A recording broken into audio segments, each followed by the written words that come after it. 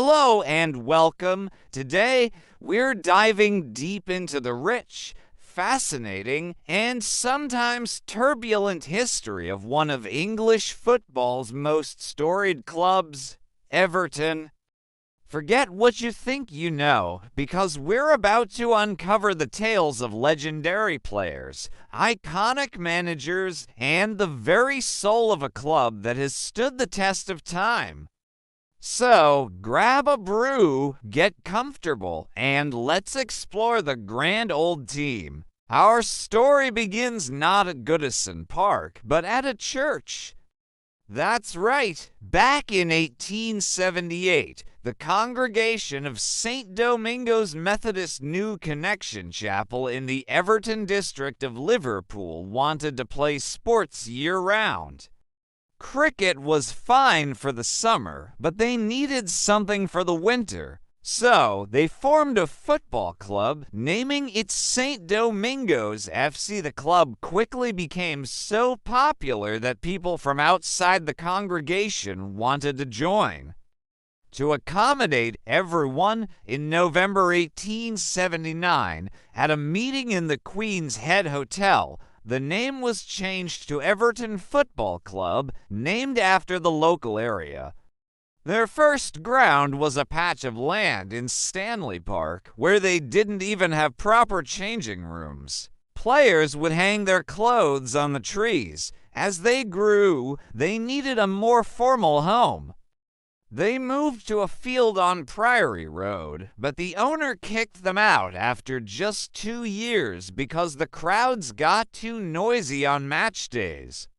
Then, in 1884, they moved to a new site just off Anfield Road. Yes, you heard that right. Everton's home ground was Anfield. They were one of the founding members of the Football League in 1888 and won their first league championship there in the 1890-91 season. But a dispute over rent with the ground's owner, John Holding, who was also a club board member, led to a dramatic split. Holding wanted to significantly increase the rent, but the Everton committee refused. So, in 1892, Everton packed their bags and moved across Stanley Park to a new purpose-built stadium called Goodison Park. It was the first major football stadium in England. Left with an empty ground, John Holding decided to form his own team to play there. He called it Liverpool Football Club, and one of football's greatest rivalries was born. Now, let's talk about the legends who have graced the Goodison turf. When you think of Everton greats, one name stands above all others: Dixie Dean. In the 1927-28 season, he scored an unbelievable 60 league goals, a record that stands to this day and will likely never be broken. He was a true phenomenon, a goal-scoring machine who led Everton to 2 league titles and an FA Cup. He was the club's first true superstar. Moving through the decades, the 1960s were a golden era, often called the School of Science. Under the management of the great Harry Catterick, Everton became a force to be reckoned with. With the Holy Trinity in midfield, Alan Ball, Howard Kendall, and Colin Harvey, they played some of the most attractive football in the country. They won the league in 1963 and 1970, and the FA Cup in 1966 with a thrilling comeback from 2-0 down against Sheffield Wednesday. This era cemented Everton's reputation for playing stylish, intelligent football. But the most successful period in the club's history undoubtedly came in the mid-1980s. The manager, one of the Holy Trinity's own, Howard Kendall. He built a team of winners with a spine of Neville Southall in goal, Kevin Ratcliffe at the back, Peter Reid in midfield and Graeme Sharp and Andy Gray up front.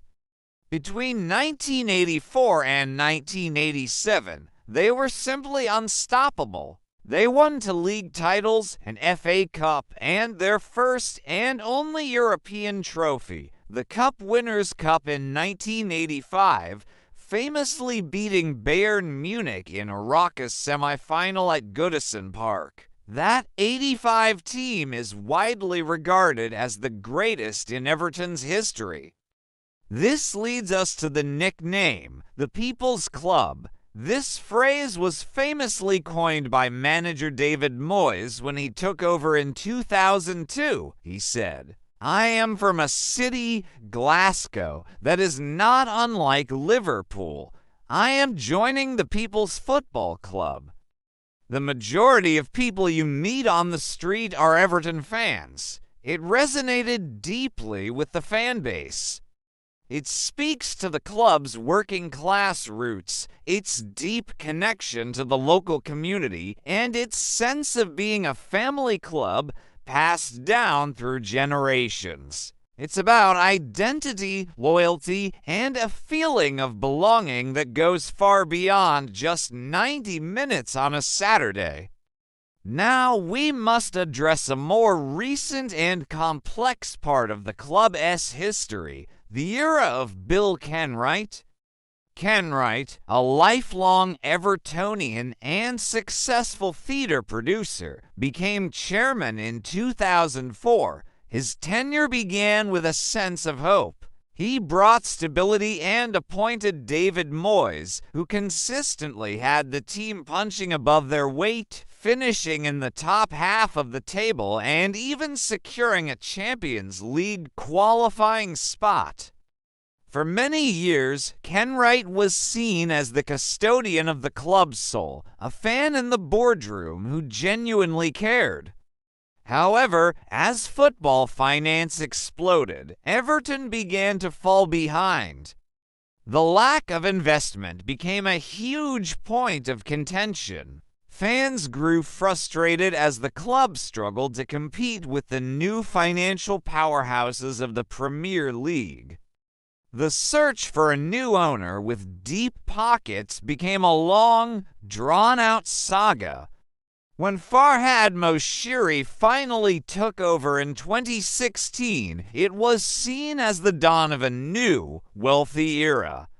But years of poor recruitment and questionable management decisions followed, leading to massive financial losses and to terrifying relegation battles. During this decline, fans' sentiment towards Kenwright shifted dramatically. He was seen by many as presiding over a period of stagnation and ultimately failure. Protests became common as the club spiraled closer to the drop. His time as chairman, which began with such promise, ended under a cloud of disappointment and division, a poignant and complicated chapter in the Everton story. It's a classic tale of how quickly things can change in football from savior to scapegoat. So there you have it. From a church team playing in a park to the School of Science, from Dixie Dean's 60 goals to the glory days of the 80s and the complex legacy of the modern era.